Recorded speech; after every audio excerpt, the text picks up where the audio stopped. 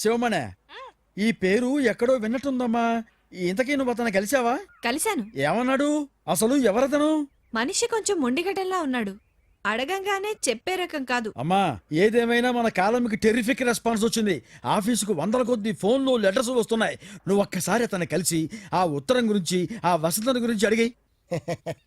Coffee ధైర్యంగా తాగొచ్చా? ధైర్యంగా తాగొచ్చు, తర్వాత ఏమవుతో తెలీదు. అండ్ హాయ్ రజనీకాంత్ అన్నయ్య. హాయ్ డూఫ్లీ. ఏంట్రా చెయ్యి ఊపుతుంది, నీకు తెలుసా? అది చెయ్యి ఊపింది, నేను ఊపాను అంతే. ఏంటి శివమణి గారు, కాఫీ తాగుతున్నారా? మనం ఏం తాగితే దానికి ఎందుకురా? కొంచెం నోరు మూసుకోమని చెప్పు. నువ్వు కొంచెం ఎక్కువ మాట్లాడట, మూసుకోమని ఆయన చెప్పాడు. మాకు అర్థమైందిలే. ఈ రోజు నుంచి నేను ఇక్కడే ఉంటున్నా. టిఫిన్ బాగా చేసావు. ఎలా చేసావు? సిగ్గుతో రేయ్, బాగా ఎదురింట్లో ఉన్న మా సెల్ ఎత్తే తీసుకొచ్చాను. అదే వచ్చేయడానికి. అది ఎత్తే నేను బాలేదా అండి? టిఫిన్ బాగుంది, ఇలా ఇవ్వడం బాలా. కష్టపడి మీకోసం చేస్తే విసుక్కుంటారు ఎందుకండి?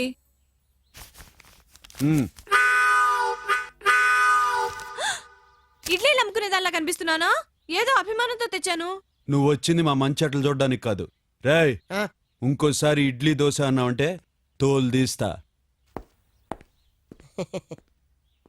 మీ గురువుకి బీపీ ఏమైనా ఉందా? బీపీ కాదు, నాకు కొంచెం మెంటల్. నాందేముందిలేండి, ఒక్కొక్కరికి ఒక్కొక్కటి ఉంటుంది. ఎన్నాళ్ళ నుంచి ఉంటున్నారు ఇక్కడ?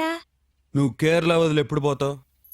నువ్వు కేరళ చూడడానికి వచ్చావు కదా, చూసి పో, లొల్లి పెట్టకు.